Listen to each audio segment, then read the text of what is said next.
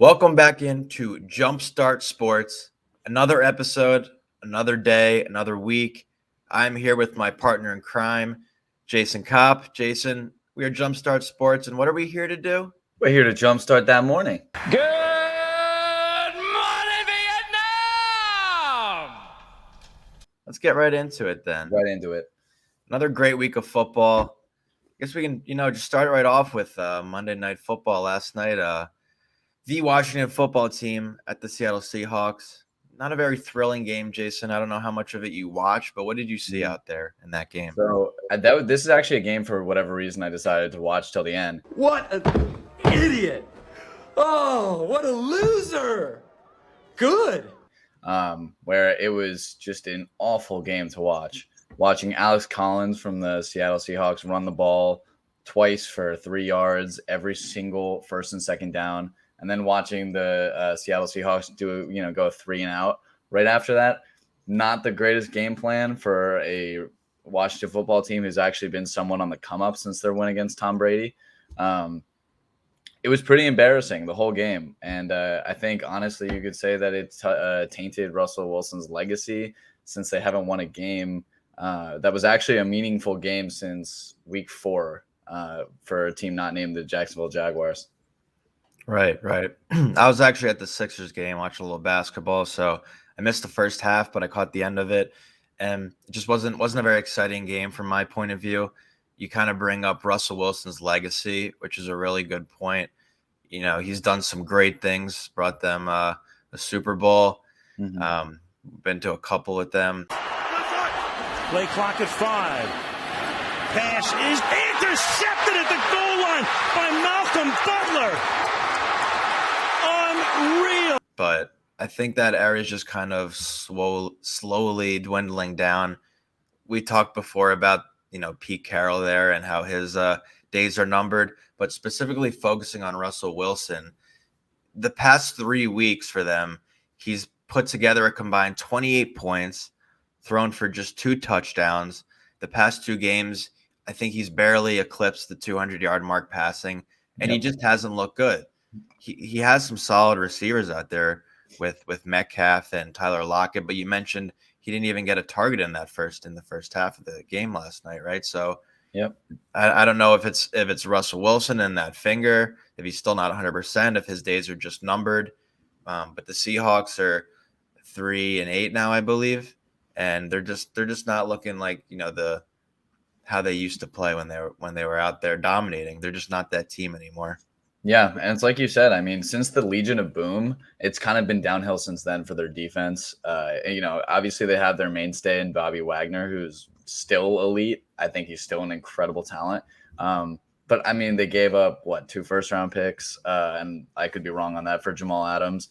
And look, the Jets are going to get a top 10 pick easy, which is crazy to say, but they just don't look like the same team. And it's hard to imagine Russell Wilson in a Seattle Seahawks uniform past this year, which is something you never would have said before. Where do you think he could end up? I think it's interesting because he's been there his whole career. I think there are a bunch of names out there, maybe like Aaron Rodgers, who could end up at a different team. There are obviously teams out there who need a quarterback, but it's more of where could he go where he could make an immediate impact. Well, there's teams that are already built to win. So when I think of teams that are built to win, I think of teams like the Broncos, who have a very steady core and a very strong defense already built. And it's the only thing that they've really been missing was a quarterback, which is ironic because John Elway is running the show over there. And what have they brought to the table? They brought Drew Lock. They brought Teddy Bridgewater, which was a completely failed experiment. Again, I could actually see, as an aside, I could see that Teddy Bridgewater goes back to the Saints, where he's had some previous success. I could actually really see that happening in the offseason, just as like a bold prediction. But I think the Broncos make a ton of sense. I think maybe if the Raiders decide to move on from Derek Carr, which I wouldn't necessarily agree with because I really love Derek Carr as a person and a player as well. I just think that there's a bunch of other teams out there who are more ready to win now than the Seahawks, who clearly are going to have to rebuild again. Yeah, I mean, it's interesting. I don't know if I necessarily agree and see Russ Wilson going to Denver. just something I can't really picture happening. He is, used to that cold weather. The Broncos haven't really had a stud quarterback since that guy named Peyton Manning. Who? But I don't know. I just don't. I don't know. I don't know if I see him going there. I don't even see him leaving the Seahawks. But I feel like it's for his best interest and the team's best interest to let him go and just kind of rebuild. Just kind of like a, thank you for everything you did. Go see what else you can do out there. Maybe the 49ers potentially. That's a team like I saw Rodgers going there. That high flying offense with Debo, who's absolutely popping off. He could maybe go there, but I think I don't know. I'm not really sure where I see him end up going. Let's just kind of see what happens the rest of the season. Like I said, they're 3-8. They're not going to make the playoffs. At this point, it's just kind of show them you still have something out there. Don't go out there and be throwing for 200 yards a game. The offense just doesn't look good. Chris Carson hasn't been able to stay healthy these past couple seasons, so their run game is just kind of non-existent. Is it worth giving Marshawn Lynch a call up? Maybe I needed to have maybe a shot and a half before every game.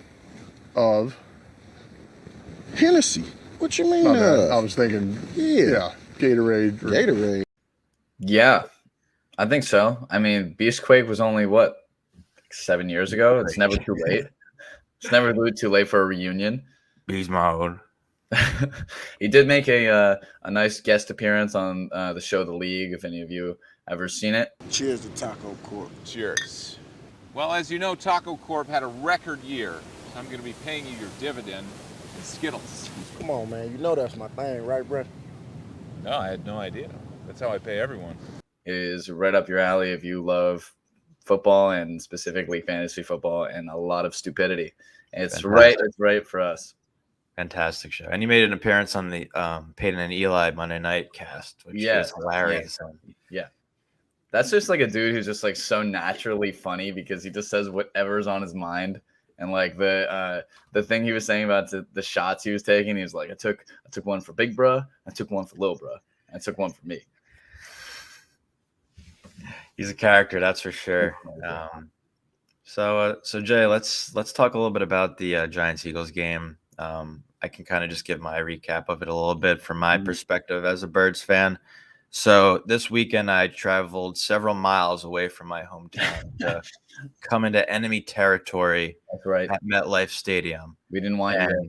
Nobody wanted me there except some other Eagles fans. There was quite a bit of Eagles fans. We didn't like I'd probably say 60-40 Giants to Eagles. Yeah, I'd say so. There was a ton of Eagles fans. Ton of Eagles fans flying all over the place, trying to make a statement. It was cold out. I did not dress for the occasion. I was shivering. And I just was like, you know what? I came all this way. We might as well get a win. And that's just not what happened for 4 quarters. We didn't even score the football in the first half. Yep.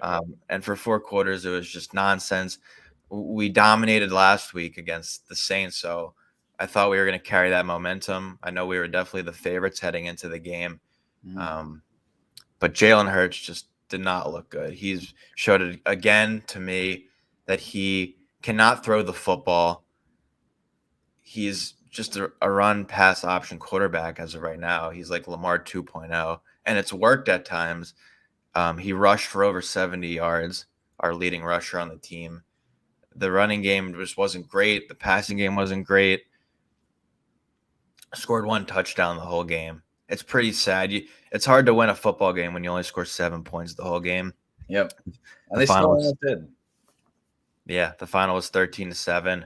And our defense didn't look bad, but we just couldn't make the big plays when we needed to. Jalen Reagor's proving to us more and more each week why he was the right choice over Justin Jefferson. Justin Jefferson was a bust. Everyone knows it. Just a stupid pick. Terrible pick. You play ball like a girl! I don't know what the Vikings were thinking. The funny thing about Eagles fans is it's like 1 week you're a hero, and then just like that, people can just sink ship on you. Like, of course. People, we're pooping all over Aguilar. He's gone, and he's actually, I would think he's done better when he was on the Raiders last year. and now on the Patriots than when he was on the Eagles. And Totally agree. maybe it's just like the atmosphere, maybe it's just coaching. I'm not really sure, but Mhm. I don't know. Rager's only in his second, third year with us, and he hasn't done anything. The second year. Second year, right? Mhm. And I don't want to sink ship on him just yet, but he hasn't proven anything to us. Howie Roseman, our GM, he might need to go. We go back to MetLife for another week. This week, upcoming week, 2 games in a row at MetLife. We play the Jets. Jalen Hurts is questionable with an ankle injury, and that's just a game right there. If we don't win that game, our season's over.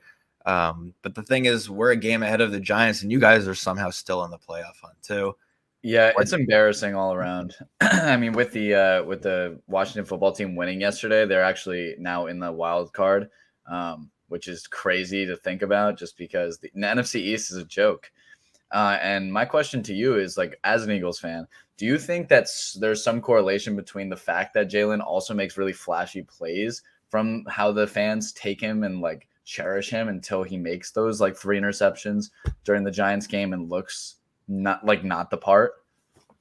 I think that definitely plays a part in it. He was like that type of player, I think, at Alabama too for a little bit, just like a running type quarterback. And then when he got when he transferred, he was like that as well. And I don't know. I think as a quarterback, it's the job of quarterback. Think about what a quarterback's supposed to do. A quarterback is supposed to throw the football. They're supposed to lead the offense, and the whole offense runs through the quarterback. And Jalen Hurts just hasn't proven that yet. Like, yeah, he makes flashy plays. He throws in some good jukes. He had that sick touchdown run against the Saints last week. But Yep. you can only impress people for so long with those moves before people start to catch on to you. And I think teams are already starting to catch on to it. And it's just like they're going to keep blitzing. They're going to keep pressing up. And he's got to find a way to throw the football. We just gave this big contract to Dallas Goedert, and he didn't do anything in the game. Devonta Smith is our top option, but he is still just a rookie. He has a lot to learn. And right now the offense just hasn't looked good. Like you mentioned, he threw 3 interceptions, just made bad throws into double coverage. And the Giants just they picked him apart that whole entire game. They were not full from Thanksgiving, and they had an extra side of bird for dessert. We do really love our Eagle here in New York and New Jersey.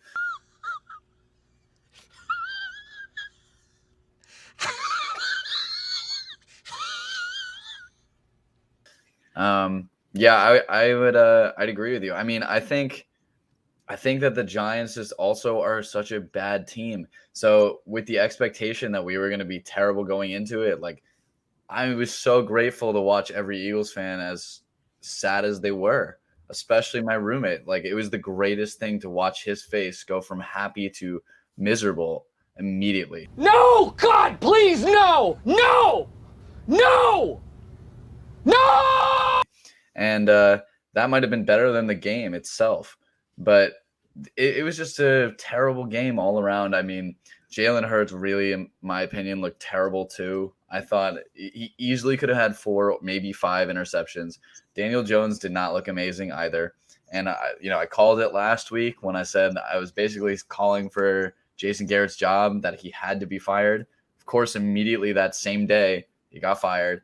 Not that Freddie Kitchens is that much of an upgrade as an OC, but I mean, how do you give Saquon the ball like that little time?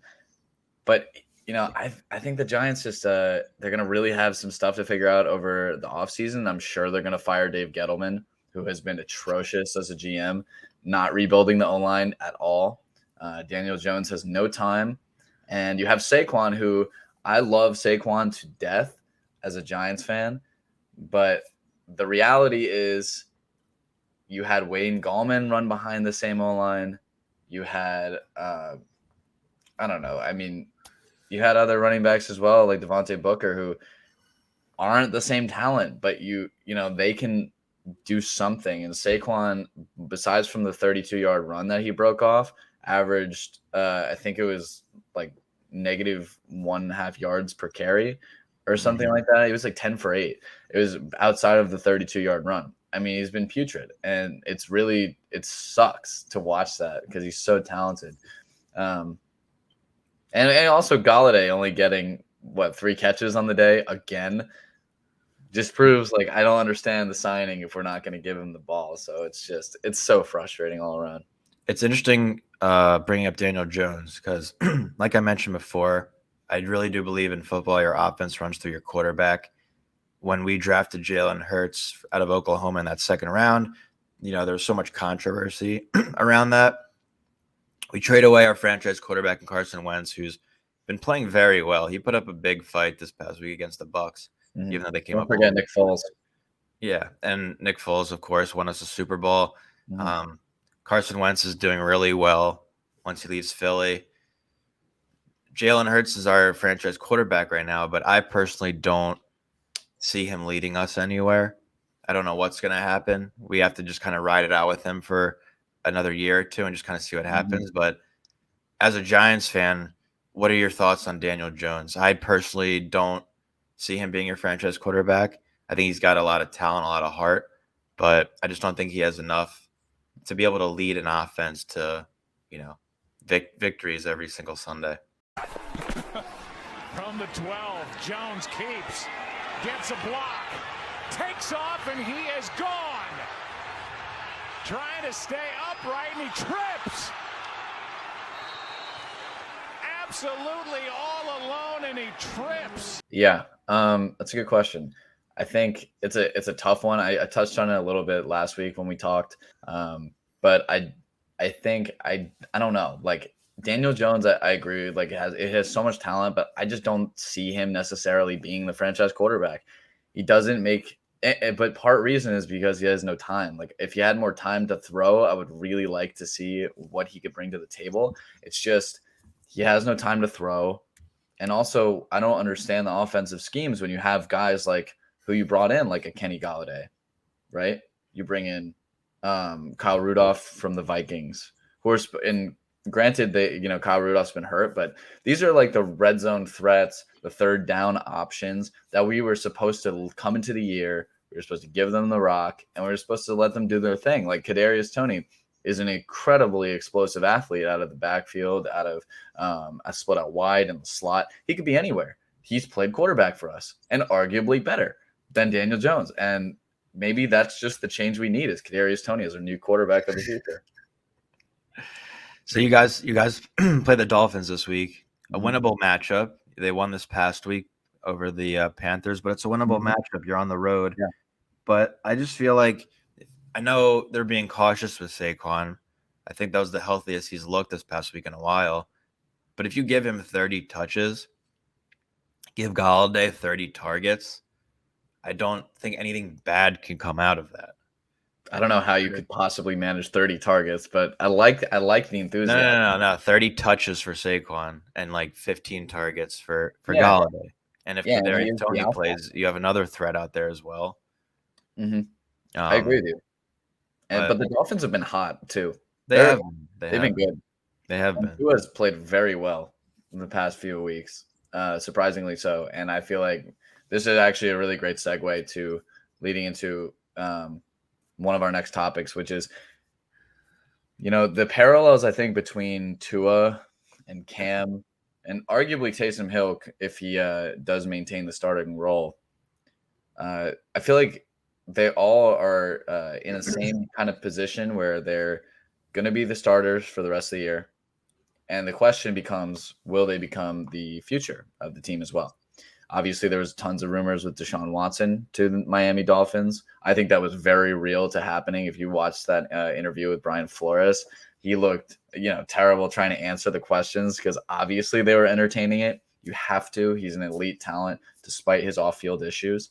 And honestly, the NFL is a terrible place. So, I can't imagine he's going to get in trouble like that much realistically with people like Kareem Hunt getting off easy, as horrible as it is. But it is really cool to think about. Tua has been really good in the past few weeks. And how does that, what are your thoughts on how Tua, if he will be able to maintain the job, if Cam, who looked really, really bad last week, but had a good first week and did okay in the few snaps he had in his very, very first week. And also Taysom Hill, who we haven't yet to see. It's kind of like three different sides of the spectrum. Yeah, I mean, I think they just needed a quarterback at that point. I think after this year, he's probably done. Maybe they give him another chance, but I just think his career is kind of dwindling down. You lose your best option on the offense in CMC. He's done for the year. Mm-hmm. So they're just kind of they're just not a good team this year. Cam's going to continue to struggle, in my opinion. Not saying it's entirely his fault. It's just they're just not a good offensive team. DJ Moore's had like an okay season. He hasn't really been like a standout player. Wouldn't consider him a pro baller. Mm-hmm. So I just kind of think all three of these quarterbacks could very well not have jobs within the next several years.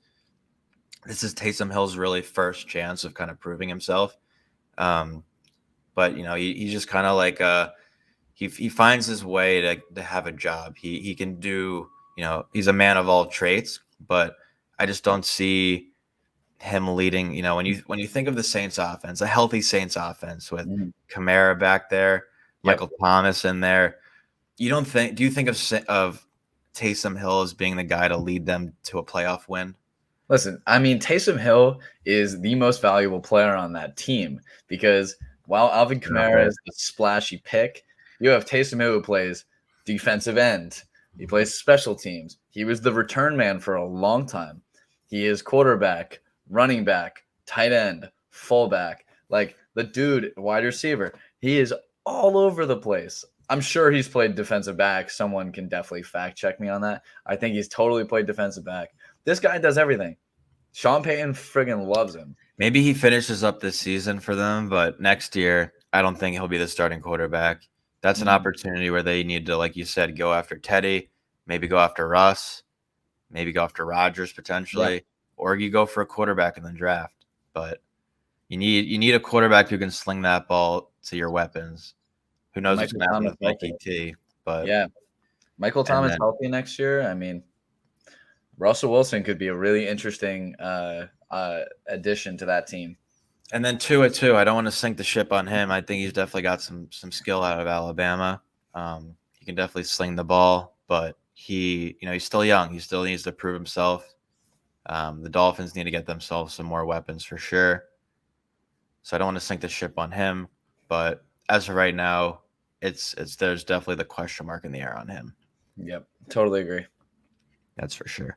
But they had a big win this past weekend, the Dolphins, over the Panthers. Cam did not look good. CMC was in a walking boot, which is an interesting topic to bring up with him, is because he, has been top 3 running back in this league for so long, the past several years, and he just can't stay healthy. From a fantasy perspective, do you think he drops out of the top 5 because of this? Because he can't trust him?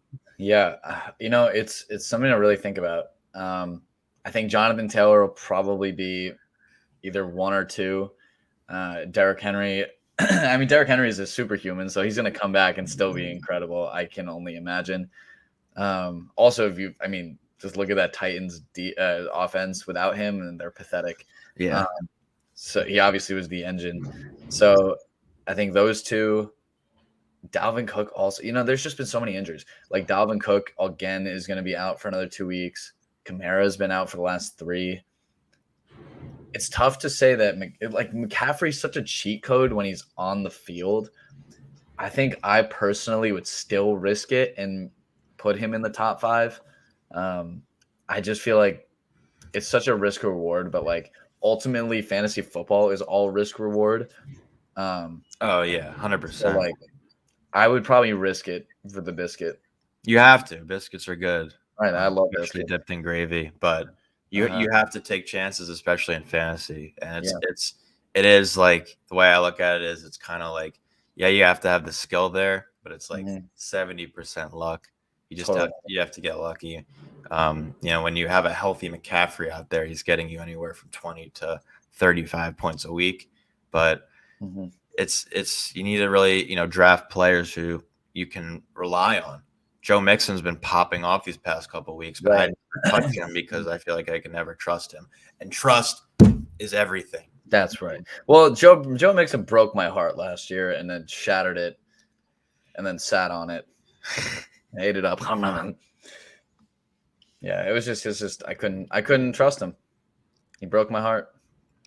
And I bought a shirt for him just to show my love for fantasy football and Joe Mixon. That's tough. You could use it as like a sweat rag or something. I did. Yeah. But let's segment over to some upcoming games this week. Okay. There are several games that I have my eye on. We can start it right off with Thursday Night Football, if that's okay with you, Jay. Yeah. We have the Cowboys at the Saints. 2 Thursday games in a row for them. The Cowboys took that big L to the Raiders this past week, which was a great game to watch. It was very thrilling. Mm-hmm. And the Saints just got gobbled up like a Thanksgiving turkey by the Bills. What do you see in that game? What do you like out of that game? Assuming CD's back, not sure what the status is on Amari. Who do you like in that game? Look how awful the Saints looked last week. Do you think this is an easy win for a Cowboys team who's hungry to get back into the win column? It's a tough one. I mean, I think that I'm going to go ahead and say that I think that the Cowboys are going to pull this out. If they have any healthy receivers, they should have Amari back. I think he clears protocol by now. And if Kamara should be back too, I believe. Kamara should be back. And Mark Ingram was practicing as well. I think that the Cowboys are a lethal team when healthy. There were some reports that Zeke was going to be held out and Tony Pollard would take over the reins. And even if that was the case, I feel like they're still so explosive that they should be able to win against. I mean, the Saints lost to the Eagles. Granted, Jalen Hurts looked really good that game. I just cannot see the Cowboys losing this. It'll really be cool to see Taysom Hill in a lead role again. He played. I think he won actually the majority, or he split. I think he split last year when he was starting.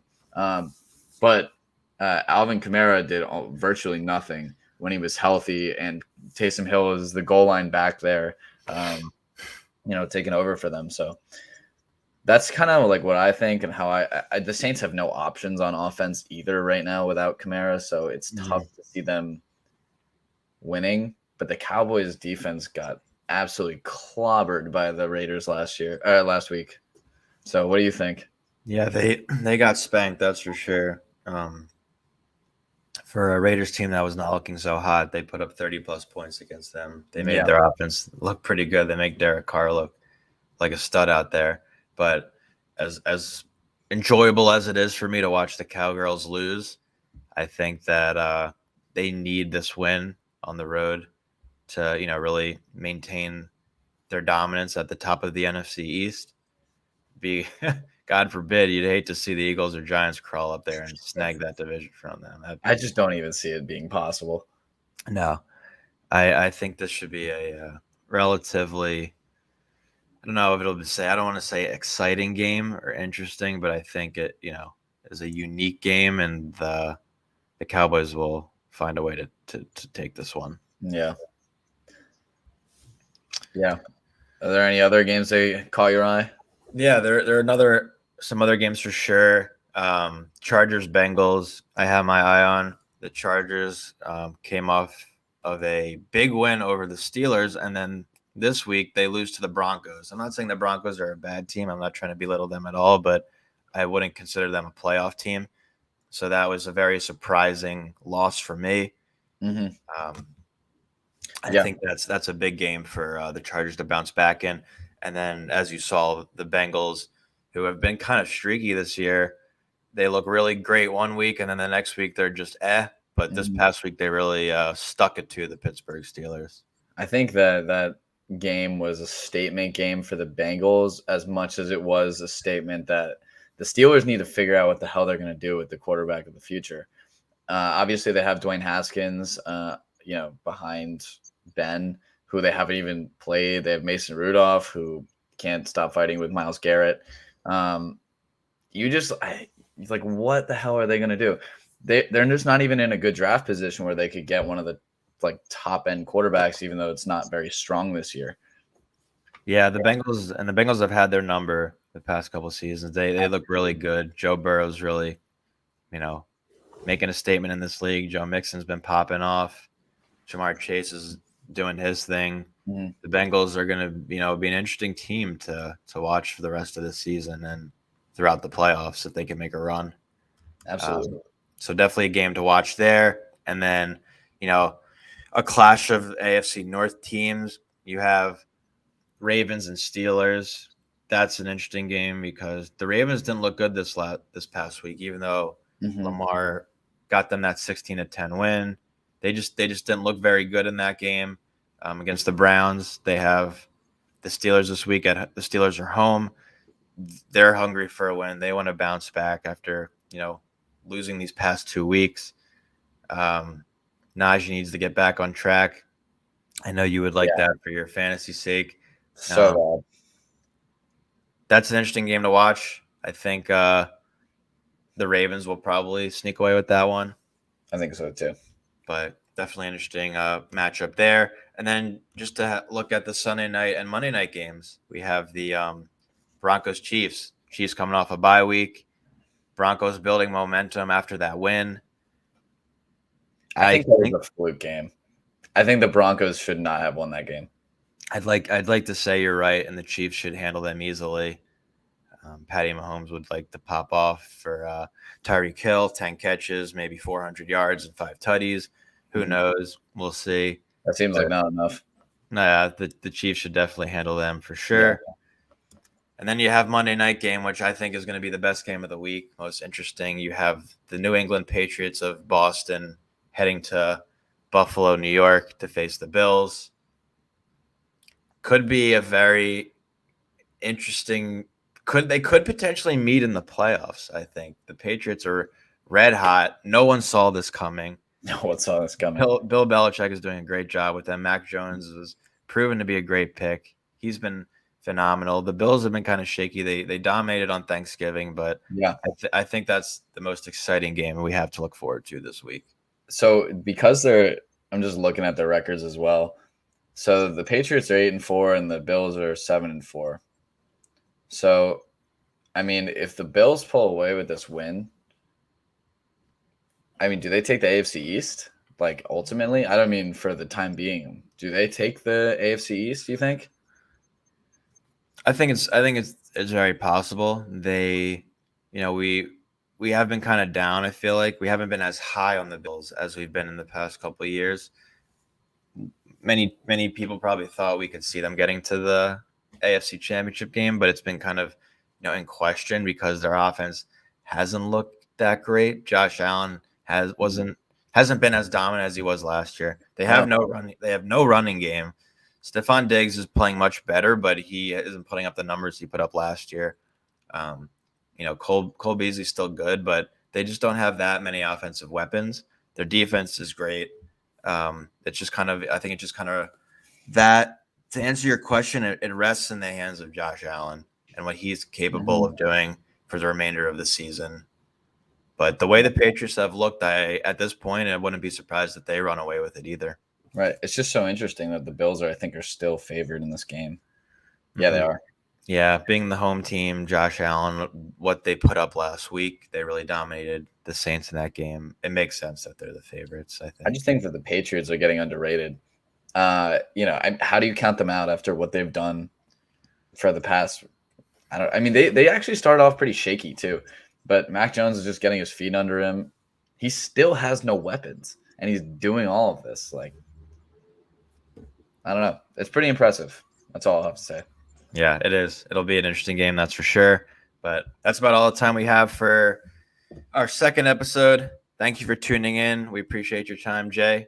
I'll see you for the next one. All right, buddy? Absolutely, my man. On to the next.